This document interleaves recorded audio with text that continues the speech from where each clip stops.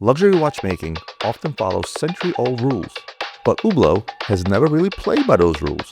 They carved out a reputation as one of the most disruptive forces in Swiss watchmaking. I truly believe Hublot does not get the credit they deserve. Don't take my word for it, see it for yourself.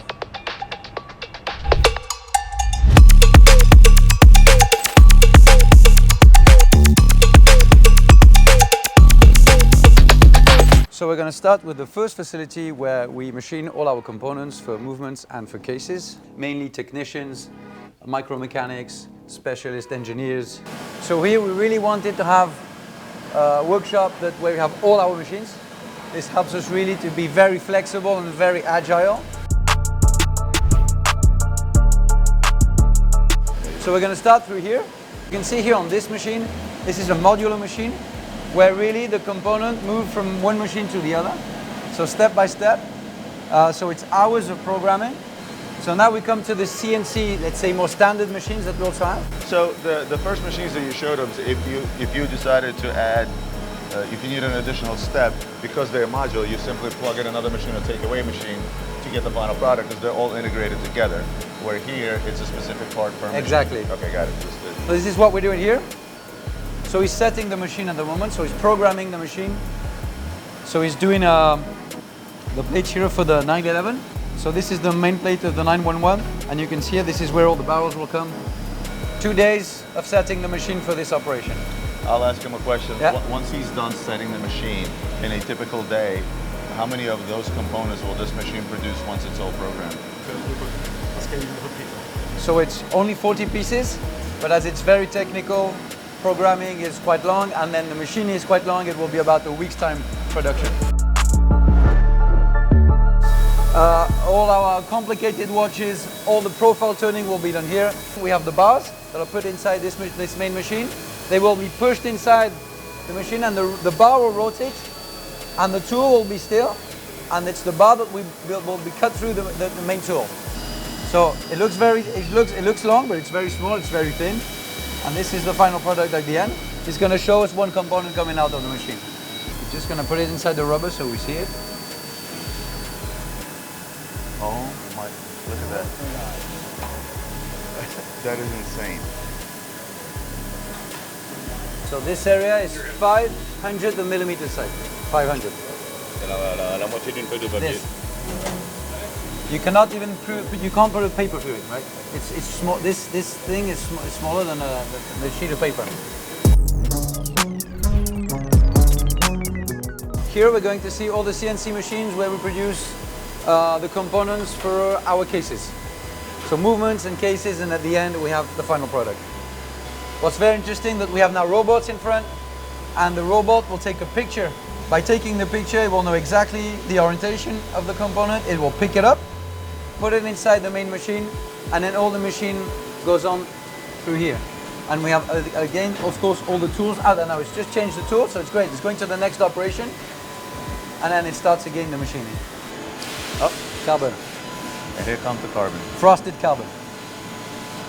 So we're cutting a case out of this, starting with the raw material. Raw material, cutting, polishing.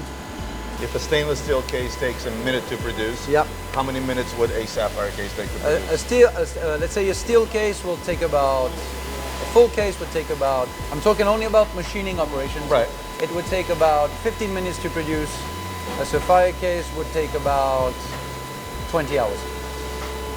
20 hours. 20 hours. Holy shit. So that's 80x basically. Exactly. And that, we're just talking about creating the case. We're not talking about finishing. Just talking about, just actually cutting the case. Exactly. So yeah, I've talked about many times about people taking material use for granted, be it ceramic, be it carbon, be it of course sapphire, which is the ultimate hardest thing to create. Do not take that for granted. You heard it, 80 times longer than it would take to create a stainless steel case. So next time you pick up a watch and it's made out of sapphire, or it has sapphire components, or ceramic components, or carbon components, this is what you have to understand, just how much more difficult.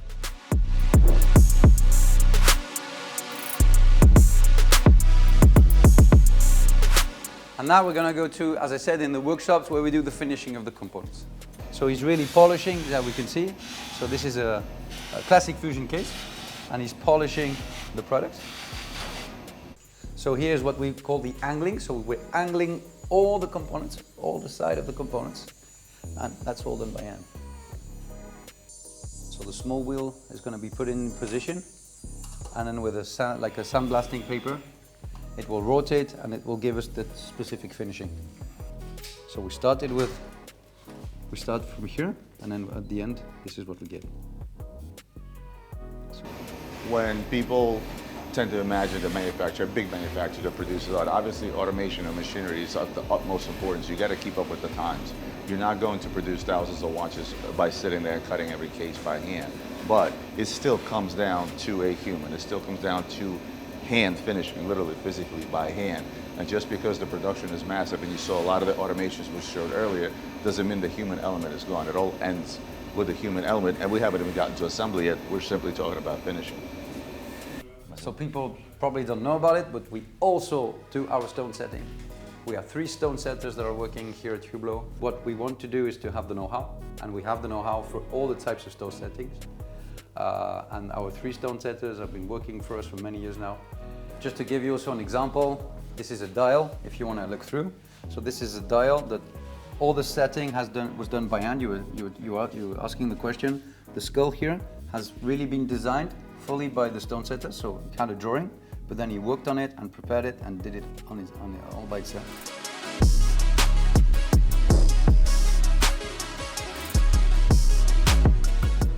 So now that we had all our components that have been produced, finished, kerning has been done on the movements, but also on the cases, here in this building, we're going to start all the assembly operation. What we're doing here is that we're riveting the components. So we have pushed the component inside with the machine, but now very precise for the riveting of the components. So we're riveting the components inside, and that's what we do it by hand.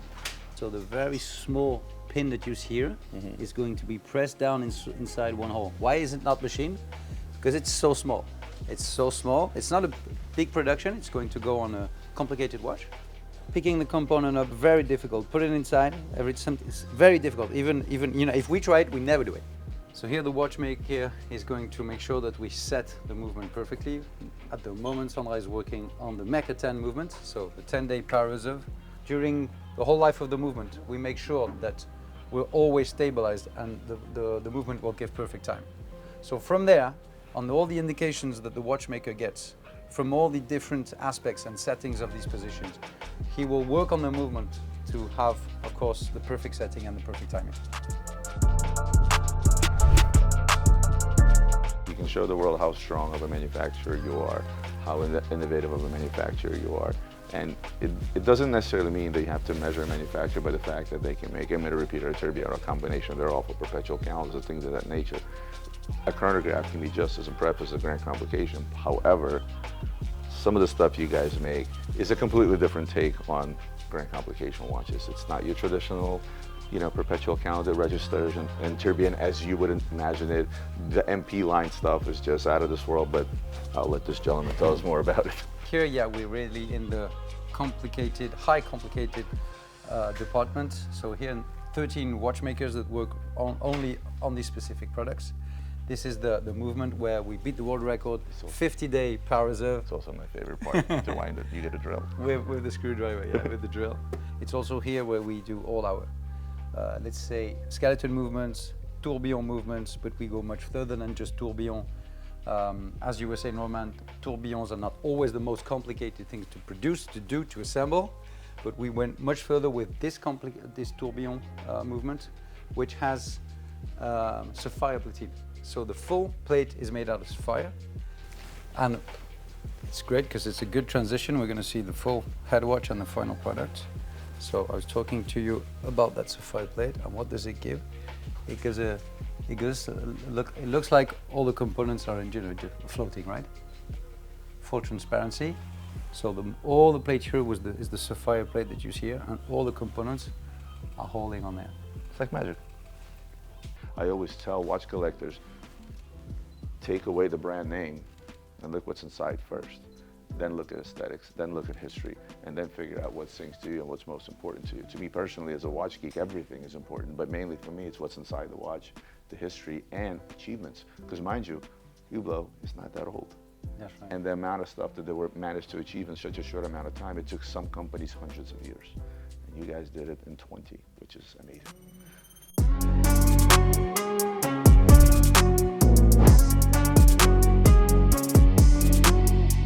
So this is going to be my favorite part. You guys know, I've told you numerous times, I love history, I love heritage, but I also love innovation and technology, and R&D is where it all happens. This is where, I think this has got to be the funnest part of the factory to work in, because you get to experiment and do whatever the hell you want to try and come up with new materials, new complications, new everything, until we finally get something that you see on a beautiful video or a picture. But that takes sometimes hours, sometimes minutes, sometimes years of research and development. It's also one of the biggest costs to the manufacturer, because people always ask, oh, why does this cost so much? Well, let's ask how much 6 years of research and development costs a factory in order to come up with just perhaps a new material or a new complication or a reinvention of a complication. This is where it all happens. This is the most exciting part for me.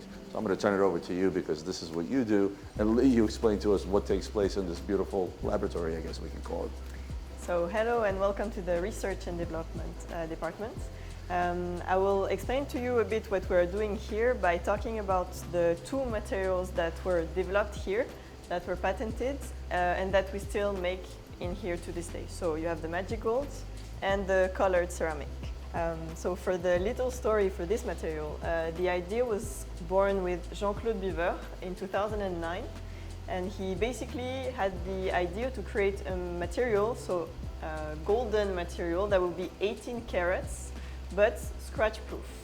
The second or third, there is a debate, but let's say second hardest materials that exist, which is called boron carbide. So it's a ceramic, so when we receive it here, it's a loose powder like this. Once you go through a densification process called sintering, you convert the powder into an object like this one, which is solid. So now what we do with a tube like this is go back to the goal, which was to have gold. So for example, this is the shape for a bezel. So this is just boron carbide, same as here. What we would do is we place it in what we call a crucible. So basically that's a material that will hold what's inside during the heating. And then we put a gold ingot on top.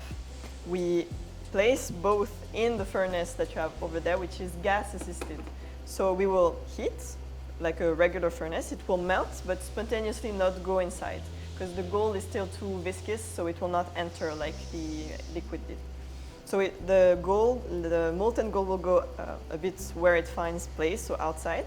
Then we apply the pressure, and we force the gold to go inside the pores. We cut the heating, and we let it solidify inside. And another thing that you can try to do is to try to check if it's actually scratch proof or not. So you have steel and you have two bezels. So they're both 18 carats. So you have our king gold, which is rose gold alloy, and the magic gold. And you can try to scratch it. So you should start with this one. Wait, this is from the poker watch, no? Yes. I could tell by the bezel. Yes. So obviously, You can really try to indent. What? You can use the other side as well. well, that's obviously going to get scratched up. Now watch this. I'm really trying, by the way, and it's not scratching.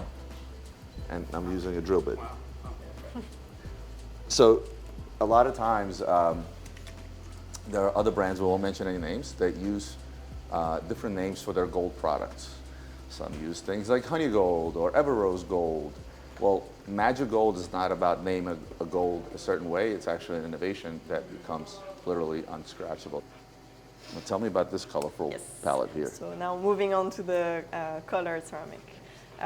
So for the little story for this, basically we had the idea because of the collaboration with Ferrari. So we wanted to do the colors of the brands, so the yellow and the red.